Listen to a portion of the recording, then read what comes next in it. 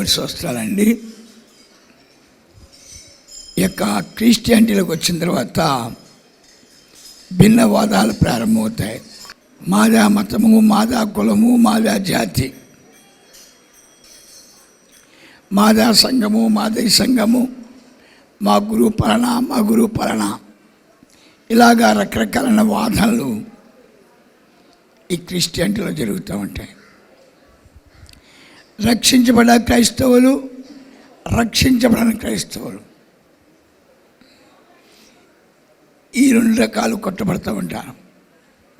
రక్షించబడ్డ వాళ్ళు రక్షించబడిన వాళ్ళు తిడతారు, రక్షించబడిన వాళ్ళు రక్షించబడిన వాళ్ళు తిడతా ఉంటారు.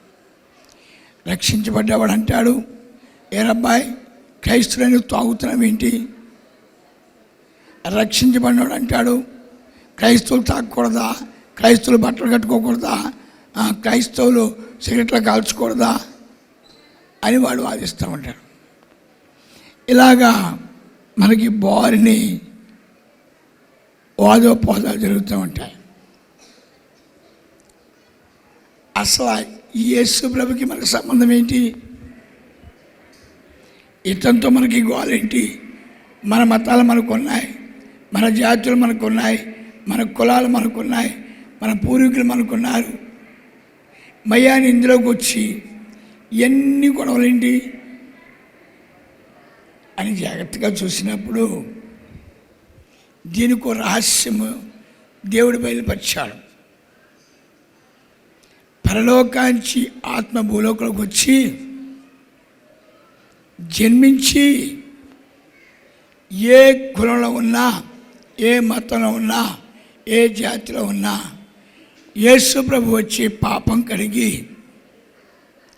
వారిని విమోచించిన తర్వాత వారు ఒక మాట అంటారు, యేసే రక్షకుడు, యేసే విమోచకుడు, యేసే ప్రాణప్రియుడు, యేసే నా యొక్క తండ్రి అని చెప్తారు. మరి కొంతమంది చెప్పరు, యేసుబాబు నమ్ముకున్నాం, లేకపోతే మేము యేసుబాబు దగ్గరికి వచ్చాం, ఏదో మాకు నడు నొప్పి తగ్గింది, ఏదోలే మా వాళ్ళందరూ ఇందులో ఉన్నారు అందుకు వచ్చాం అని కొంతమంది చెప్తారు. ఇలా డిఫరెంట్గా చెప్పడానికి గల కారణం ఏమిటి చూద్దామండి. ఒకసారి అపోస్తలుడు పౌలు గారు దీని వివరణ ఇచ్చాడు. 1 కొరింథీయులు 2:9. ఇందును గూర్చి దేవుడు తన్ను ప్రేమించు వారి కొరకు ఏమి సిద్ధపరిచెనో అవి చెవికి వినబడలేదు, మనుష్య హృదయమునకు గోచరము కాలేదు అని వ్రాయబడి ఉన్నది. ఆయన భూలోకంలోకి వచ్చినప్పుడు పౌలు గారు వివరిస్తున్నాడు ఈ కవితర్కాలు ఏంటి, ఎందుకు జరుగుతున్నాయి, ఎలా జరుగుతున్నాయని చెప్పినప్పుడు పౌలు గారు చెప్తున్నాడు, ఈ యొక్క రహస్యము ఎవరికైతే తెలుస్తో ఇది అందరికీ తెలియదు. తెలిసిన వాళ్ళు మట్టికి చాలా ఆశ్చర్యపడతారు.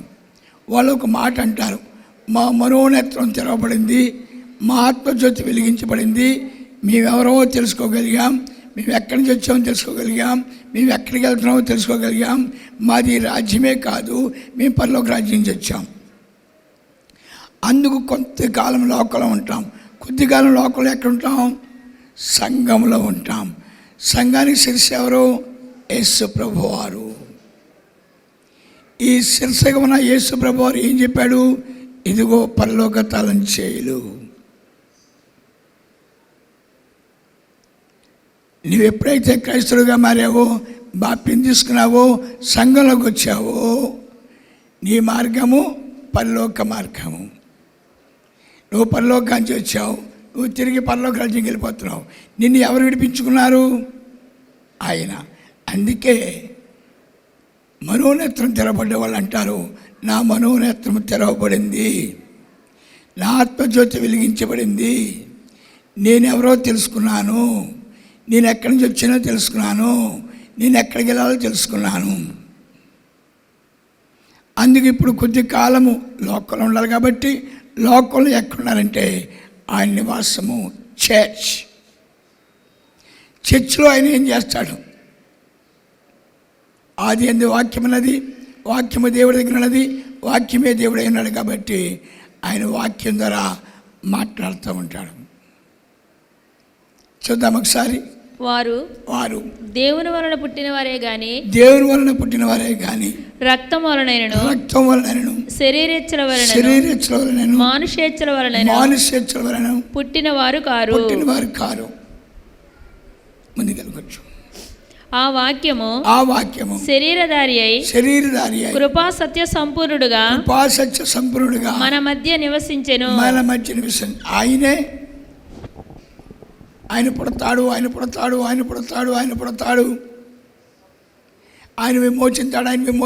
విమోచింతాడు అని అనేక లేఖనాలు ఉన్నాయి. లేఖన ప్రకారం పుట్టాడు, లేఖన ప్రకారం శిలువ పొందాడు, లేఖన ప్రకారం తిరిగి లేచాడు, తన పిల్లల దగ్గరికే వచ్చాడు. అంచేత వాక్యం ఏమి చెప్తుంది? మీరు పరిశుద్ధులు, మీరు పవిత్రులు. దేవుడు ఏం చెప్తున్నాడు? మనకేం చెప్తున్నాడు? మీరు పరిశుద్ధులు, మీరు పవిత్రులు, మీరు నీతిమంతులు, మీరు లోకములో శపించబడ్డారు, అయ్యా పాపాత్మలకు మారిపోయారు. అయినాగా నేనేం చేశాను? విడిపించుకున్నాను, పాపం కడిగాను, పరిశుద్ధపరిచాను, మీ మనోనేత్రాలు తెరిచాను, తిరిగి నా ఇంటికి తీసుకొచ్చాను. నిత్యము చెప్తున్నాడు, మీరు పరిశుద్ధులు, మీరు నా పిల్లలు. 12వ వచనం కూడా తన్ను ఎందరు అంగీకరించారో వారందరికి అనగా తన నామమందు విశ్వాసముంచిన వారికి దేవుని పిల్లలగుటకు. ఎవరి పిల్లట? చర్చిలో కూర్చుని ఎవరి పిల్లట? దేవుని పిల్లలు. దేవుడు ఎక్కడ అంట? పరలోక రాజ్యంలో ఉంటాడు. ఆయన పరిశుద్ధుడు, ఆయన పవిత్రుడు, ఆయన సర్వాధికారి, సర్వశక్తిమంతుడు. ఆయన పిల్లలు ఎక్కడ ఉన్నారంటే చర్చిలోకి వచ్చారు వాళ్ళు. చర్చిలోకి వచ్చిన తర్వాత మాట్లాడుతున్నాడు, నా పిల్లలారా మీరే తప్పు చేయకండి అమ్మా, పిచ్చి మలాకులారా ఎరి పని చేయకండి అమ్మా, ఇలా ఉండకండి అమ్మా అని చెప్తున్నాడు. ప్రతినిత్యము మీరు మామూలు మనుషులు అటువంటి కాదు, లోకస్తులు అటువంటి కాదు, తినేసి తాగేసి దొల్లేయడానికి. మీరు పరిశుద్ధులు, మీరు పవిత్రులు. మీరేమైనా యజ్ఞం చేశారా? చేయలేదు కదా. మీరేమైనా యాగం చేశారా? చేయలేదు కదా. మీరేమైనా తపస్సు చేశారా? చేయలేదు కదా. మీకోసం యజ్ఞం చేశాను, మీకోసం యాగం చేశాను, మీకోసం నేను బలర్పించాను, తిరిగి లేచి వచ్చాను, మీ పాపాన్ని కడిగాను. మీరు ఇప్పుడు ఏం తెలుసుకోవాలి? మీరు ఇప్పుడు అపొస్తలుల కార్యాలు 2వ అధ్యాయం 36వ వచనం. మీరు సిలువ వేసిన ఈ యేసునే దేవుడు ప్రభువుగాను క్రీస్తుగాను నియమించెను. ఇది ఇశ్రాయేలు వంశమంతను రూఢిగా తెలుసుకొనవలెనని చెప్పెను. వారు ఈ మాట విని హృదయంలో నొచ్చుకొని, ఇంటి వాక్యం వినగానే దేవుడు నమ్మేశారు. ఎవరు నమ్మారు? అక్కడ ఎంతమంది ఉన్నారు? 10,000 మంది ఉన్నారు. నమ్మిన వాళ్ళు ఎంతమంది? 3,000 మంది. ఈ 3,000 మంది ఎవరు? దేవుని పిల్లలు. ప్రపంచం అంతా మనుషులతో నిండిపోయింది, ప్రపంచం అంతా భక్తులతో నిండిపోయింది. తపస్సు చేసుకున్నాడు, యజ్ఞం చేశాడు. నువ్వు క్రైస్తవుడికి ఎందుకు మారావు? నువ్వు చర్చిలోకి ఎందుకు వచ్చావు?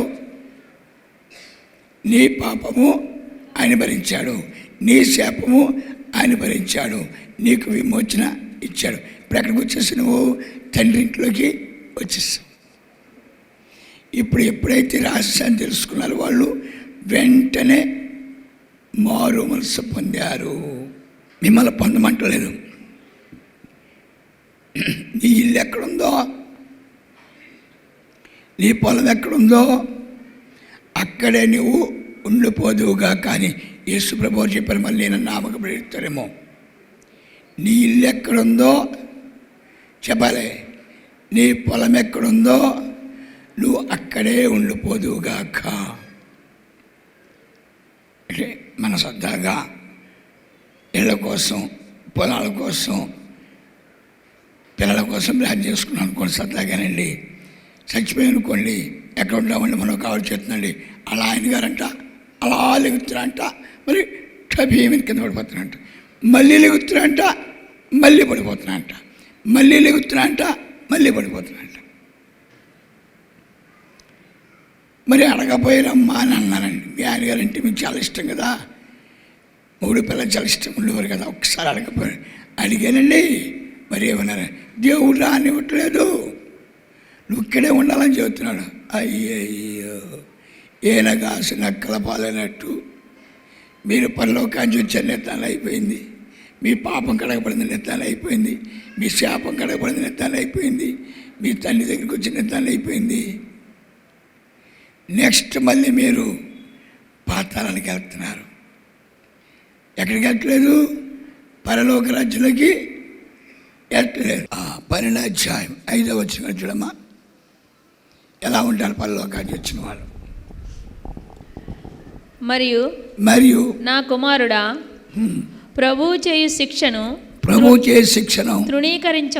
తృణీకరింపకము. ఆయన నిన్ను గద్దించినప్పుడు విసుకకము. ప్రభువు తాను ప్రేమించు వానిని శిక్షించి ఏం చేస్తాడు? నీకు పిల్లోడు ఉన్నాడు, మంచి టాయిలెట్ చేసాం, వాడు వెళ్ళి ఇసుకలో పడుకున్నాడు, వాడికి దమ్మ బాధేస్తాం. అంటే నీ కొడుకంటే నీకు విరోధమా? నీ కొడుకంటే నీకు ప్రేమ లేదా? కానీ వాడు ఒక తప్పు చేశాడు. ఏం చేశాడు వాడు? స్నానం చేయించింది, పౌడర్ రాసింది, బట్టలు తొడిగింది, అయ్యా టీవీ కాడ కూర్చోరా అని చెప్పింది, నిదానంగా ఇసుకలో వెళ్తున్నాడు. కడుపు రగిలిపోయి ఎంతవా అని బాధేసింది. నీవు కూడా పాపం కడగబడిన తర్వాత, నీవు కూడా శాపవిమోచన పొందిన తర్వాత, నిన్ను దేవుడు చర్చలో తీసుకొచ్చిన తర్వాత, నీతో దేవుడు మాట్లాడుతున్న తర్వాత నువ్వు పాపం చేస్తే నిన్ను తోలి తీస్తాడట. ఎప్పుడట? నిన్ను ప్రేమిస్తే. ఒకవేళ నిన్ను ప్రేమించలేదనుకో, నువ్వు పరలోకానికి రాలేదనుకో, నువ్వు దేవుని బిడ్డవు కాదనుకో, నువ్వు ఎన్ని ఆశలు వేసినా ఏమి అండంట. నువ్వు తాగినా, నువ్వు వ్యభిచారం చేసినా, నువ్వు ఎందులో దూరిపోయినా, నువ్వు ఎక్కడ దూరిపోయినా ఏమీ మాట్లాడంట. తప్పు చేస్తున్నాం అండంట. ఇదేంటి ఇలా తప్పు చేస్తున్నాం అండంట. తప్పు చేయొద్దండంట, వీలెత్తండి. అందుకు తను ప్రేమించే బిడ్డలను అడుగడిగిన గద్దిస్తాంట, అడుగడిగిన శిక్షిస్తాంట. తనను ప్రేమించిన పిల్లలను, తను ప్రేమించిన ఎవరు? యూదా ఉన్నాడు. ఆడు డబ్బులు సంత దగ్గర ఉన్నాడా? ఉన్నర దగ్గర. రాత్రి అంతా కొలపడి దగ్గర తిరుగుతున్నాడా? పగలంతా ఈసుకో తిరుగుతున్నాడు. సంచిలో డబ్బులు వేసుకుని పొలాలు కొనుక్కున్నాడు. ఒక్క మాట, ఒరే ఎనవా యూదా, ఇలా చేత్రా వింటురా, నాశనం అయిపోతావురా, పాత్ర ఒక్క మాట అన్నాడా? ఒక్క మాట అనలేదు. ఆయన తెలియదు అనుకున్నారా? నీకోదం చెట్టు కింద ఉండగా అని చెప్పాడు. నువ్వెవరు చెప్పేస్తాను చూడమని చెప్పాడు అంతే. అనేక మంది చరిత్రలు చెప్పాడు. ఇక్కడ ఈడి చరిత్ర కూడా చెప్పలేదు. ఇది చెప్పలేదు. అది పిశాచం, అది మారడం.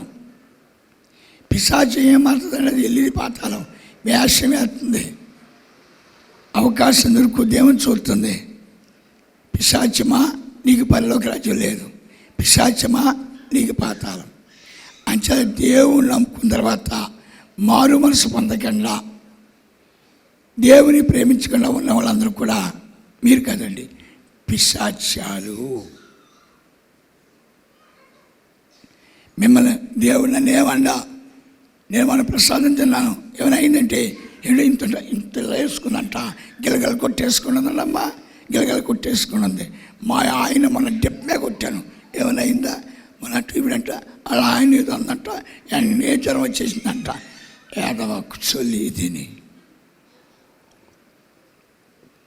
దేవుడు ఏమీ చేయడు. దేవుడు ఏమి అనడు. ఎవరినన్న దేవుడు? పిశాచాలని ఏమి అనడం, పిశాచాలని గద్దించడం, పిశాచాలతో మాట్లాడడం. అటు గద్దెంటో తెలుసు, అవి పాతాళం పోతాయి. తన పిల్లలైన వాళ్ళు తప్పు చేస్తే పదే పదే పదే పదే హెచ్చరించడం, పదే పదే గద్దించడం, పదే పదే గాయాలు పెట్టడం ఇది చేస్తాడంటే ఆయన. అప్పుడు మనకి ఏదైనా అనారోగ్యం వచ్చిందనుకోండి, ఎక్కడికి వెళ్ళాలి మనం? సీదా నాన్నగారి దగ్గరికి వచ్చేయాలి. నాన్నగారు నేను తప్పు చేశాను, తెలిసిపో సాక్షి చేశారు కదా, మొన్నండి నేనండి ఏంటండి అది మా ఆయనండి, ఏదో అన్నానండి, ఏదో అన్నావులే అమ్మా, అప్పుడు ఇచ్చినండి ఎడం చట్టలాగేస్తున్నాను అన్నగారా. ఇక్కడ ఎంఎస్కర్ అని ఒక ఆయన ఉంటాడు, కుర్చీలో పడుకుని ఉంటాడు, రావుడి గారు ఇక్కడ అక్కడ ఉంటారు. నీకు ఎందుకయ్యా ఎల్లవయ్యా అన్నాను నేను. మాట్లాడితే అంటూ ఉంటాడు, నాలుగు మాట్లాడుతూ ఉంటాడు, చాలా తెలివితేటలుగా మాట్లాడుతూ ఉంటాడు. విన్నాను నరుసుగా అంతే చట్టాడు. నా దగ్గరికి వట్టండి, అదిగా కుర్చీలో కూర్చుంటాడు పాపం, వస్తాడు ఇప్పుడు ముసుకేసుకుని కుర్చీలో కూర్చుంటాడు. నా దగ్గరికి మటుకు రాడు. ఇంకా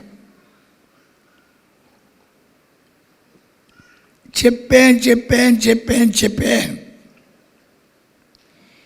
అతనికి అబద్ధాలతో అలవాటంట, మనకు తెలియదు. కపడం గుండం అలవాటంట, మనకు తెలియదు. నా దగ్గర ఆడేస్తున్నాడు మమ్మల్ని. నేను చాలాసేపు చెప్పాను, పని నా చేతిలో ఉంది, నువ్వు మాట్లాడవద్దని. ఇదిగో నేను చాలా తెలియగలవాడిని, తెలివితేటలు ఉన్నాయా అంత అనిపించు, చట్టజాడిపించు. నేను చట్టజాలి బొమ్మని ప్రార్థన చేశానా?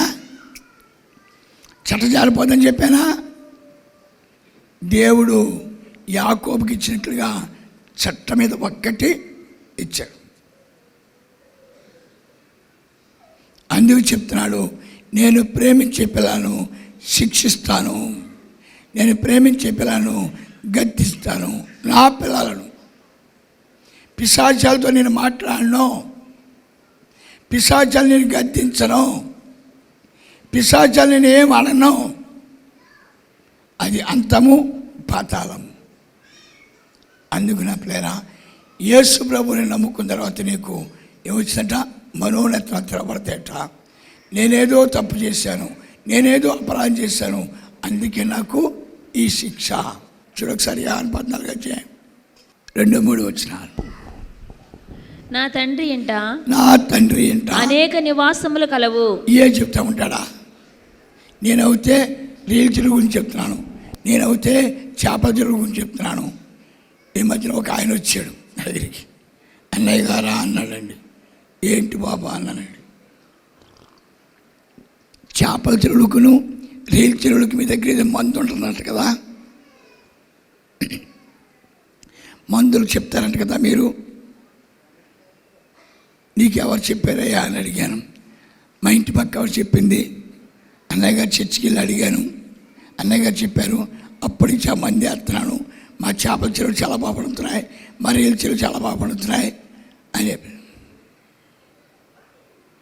ఆహా అలా చెప్పిందా అంటే నీకు కూడా మంది కావాలా?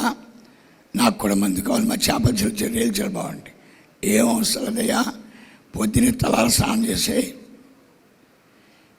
1 ఎకరం అమ్మేసి నీకు కనపడ్డవాడికల్లా పంచిపెట్టి.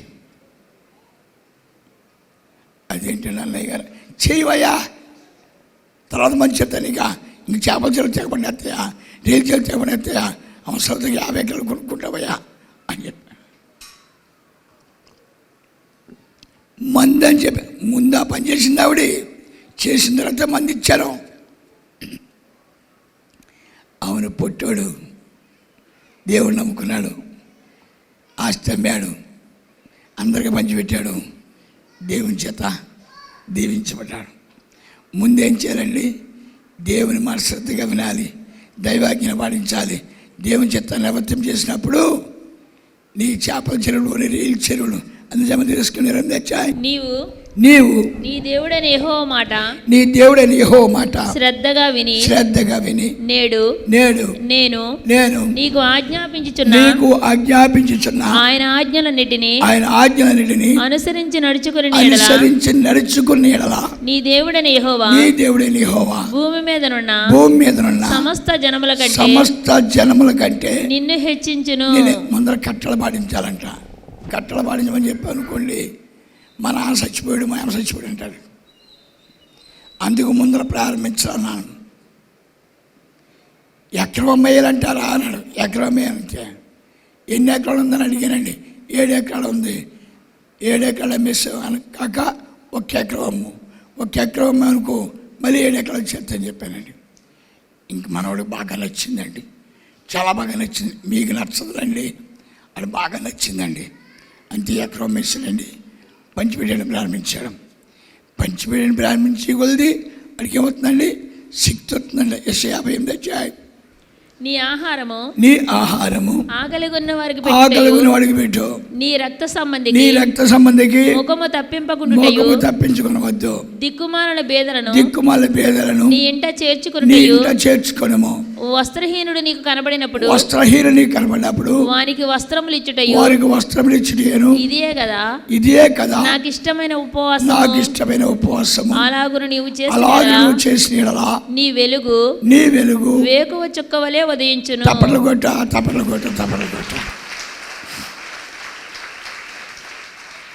అంచేత భేదవాడిని ప్రేమించేవాడు దేవుడిని ప్రేమిస్తున్నాడు. దాన ధర్మాలు చేయవాడు దేవుడికి ప్రియుడై ఉన్నాడు. నాకేముందంటే మన మహేష్ గారికి బట్టలు అడిగాడండి. 500 ఇచ్చాను, పక్కన పెట్టాడు. 1000 ఇచ్చాను, పక్కన పెట్టాడు. ఏంట్రా అని అడిగానండి. అసలు 1000 రూపాయలకి బట్టలు ఎక్కడ చూసారా అన్నాడండి. ఇంట్లో సీని గారు ఇచ్చారండి. అయ్యా నా 5 జన్లు ఇచ్చి ఎంతో అడగన్నారా?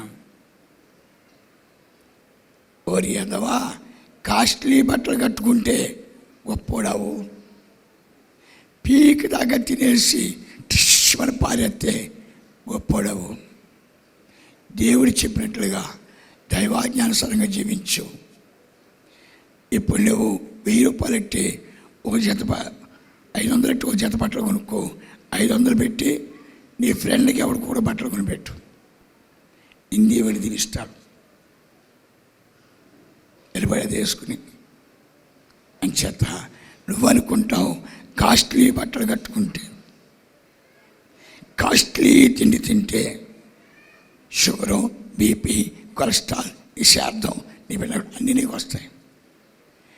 ఎప్పుడైతే దైవాజ్ఞానుసారంగా జీవిస్తావో, ఇదిగో చెప్తున్నాడు, గొప్ప వెలుగు నీ మీదకి వస్తుంది, గొప్ప సమాధానం నీ మీదకి వస్తుంది, గొప్ప శక్తిమంతుడిగా మారుతావు, గొప్ప బలవంతుడిగా మారుతావు. అందుకు ముందర దైవాజ్ఞను పాటించడం నువ్వు ఎప్పుడైతే నేర్చుకున్నావో, దాన ధర్మాలు చేయటం ఎప్పుడైతే నేర్చుకున్నావో, దేవుడు నిన్ను ఆశిస్తాడు. ఆవిడ చెప్పిందంట, అన్నయ్య గారు మంది ఇస్తారు, ఆ మంది వేస్తారు, మళ్ళీ 3 ఎకరాలు కొనుక్కున్నాను బాబా అందంట. అన్నయ్య గారు మందు చంపేస్తాడు. చెప్పానండి, ఎకరం అమ్మి ముందర దాన ధర్మాలు చేయాలన్నానండి. మళ్ళీ కనపడతాడేమో అనుకున్నానండి. కనపడగానే మొన్న కనపడ్డాడండి. నాకు మళ్ళీ గడ్డ మీసాలు పెంచుకుని, ఏంటి బాబా అంటే అన్నాడండి, రేచలు చేపల చెరువు వెళ్ళిపోయినాయి, అప్పులు పాలైపోయాను, చెరువు కడ పాకలు ఉంటున్నాను అని చెప్తున్నా. పిల్లరా, క్రైస్తవుడు మారు మనసు పొంది పవిత్రాత్మతో నిలబడి దైవాజ్ఞను పాటించినప్పుడు క్రైస్తవుడు శ్రేష్ఠుడిగా ఉంటాడు, బలవంతుడిగా ఉంటాడు, ఆశీర్వాదంతో నిలబడతాడు, దేవుడు వారిని కనపరుస్తాడు. మారు మనసు పొందడం అంటే, నేను పరలోకానికి భూలోకంలోకి వచ్చాను, ఇక్కడ కొద్ది కాలం ఉంటాను, ఇప్పుడు నేనేం చేయాలి? పుణ్యమే చేయాలి. సత్కార్యం చేయాలి, నీతిమంతుడిగా ఉండాలి, లేని పక్షం నేను పాతాళానికి వెళ్ళిపోతాను అని ఎప్పుడైతే నువ్వు తెలుసుకుంటావో, నువ్వు నీతిమంతుడిగా మార్చబడతావో, నువ్వు యథార్థపడిగా మార్చబడతావో, నీలోకి ఎప్పుడు కూడా సమృద్ధి, నీ పిల్లలు ఎప్పుడు కూడా గనులు. అందుకు నా పిల్లల మనోనేత్రం తెరబడ్డ వాళ్ళు ఒకే మాట అంటారు, నేను ధన్యుడను, నన్ను దేవుడు దర్శించాడు, నా పాపాలకు అడిగాడు, నన్ను పరిశుద్ధపరిచాడు. ఈ లోకంలో నేను కొద్ది కాలం ఉంటాను, కొద్ది కాలము పరిశుద్ధుడిగాను నీతిమంతుడిగాను యథార్థపడిగా ఉండి దేవుని చేత అన్ని విషయాలు దీవించబడుతూ పరలోక రాజ్యంలో ప్రవేశిందరుగాక. ఆమేన్. వాక్యాన్ని దేవుడు వెనుక రాసించుగాక. యెహోవా సరిస్తున్న ఆమేన్.